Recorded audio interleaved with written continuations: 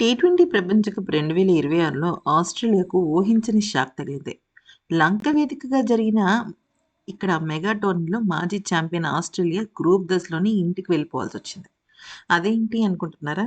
అంటే ఆస్ట్రేలియా అలాగే శ్రీలంక జట్ల మధ్య జరిగిన మ్యాచ్‌లో ఆస్ట్రేలియా ఓడిపోయిందన్న సంగతి తెలుసు. అది కాదు మ్యాటర్ ఇక్కడ. ఇక్కడ ఇంకొక పెద్ద విషయం ఏంటి అంటే పల్లెకెలో మంగళవారం నాడు అంటే ఫిబ్రవరి 17న జింబాబ్వే, ఐర్లాండ్ మధ్య జరగాల్సిన మ్యాచ్ వర్షం కారణంగా రద్దయ్యి ఒక్క బంతి పడకుండానే మ్యాచ్ ముగిసిపోయింది.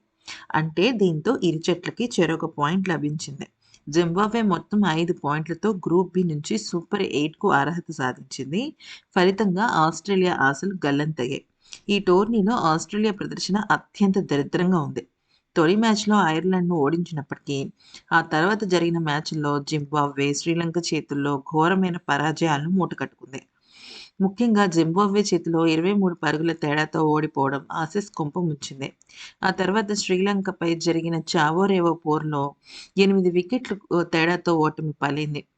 గాయాల కారణంగా పాట్ కమిన్స్, జోష్ హెజల్‌వుడ్ లాంటి స్టార్ బౌలర్లు దూరం కావడం, కెప్టెన్ మిచెల్ మార్ష్ గాయం పడడం ఆ జట్టును తీవ్రంగా దెబ్బతీశాయి. 17 ఏళ్ల తర్వాత ఆస్ట్రేలియా గ్రూప్ స్టేజ్‌లోనే నిష్క్రమించడం ఇదే మొదటిసారి.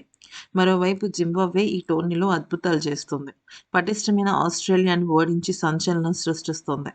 ఐర్లాండ్‌తో మ్యాచ్ రద్దు కావడంతో సూపర్ 8కు బర్త్ కన్ఫర్మ్ చేసుకుంది. అంటే గ్రూప్ బి నుంచి చూసినట్టయితే శ్రీలంక అండ్ జింబాబ్వే ఇరు దేశాలు వెళ్ళిపోయాయి. గ్రూప్ బి నుంచి అలా వెళ్ళగా ఐర్లాండ్, ఆస్ట్రేలియా, ఒమన్ దేశాలు ఇక్కడి నుంచే నిష్క్రమిస్తాయి.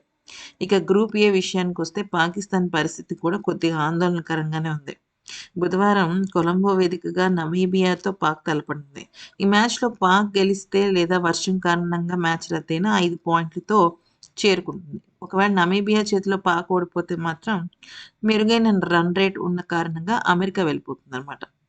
సరే ఇక ప్రస్తుతం కొలంబోలో వర్షం కురిసే అవకాశాలు 50-60% ఉండడంతో మరి వరుణుడు పాక్‌ని ఆదుకుంటాడో లేదో చూడాలి.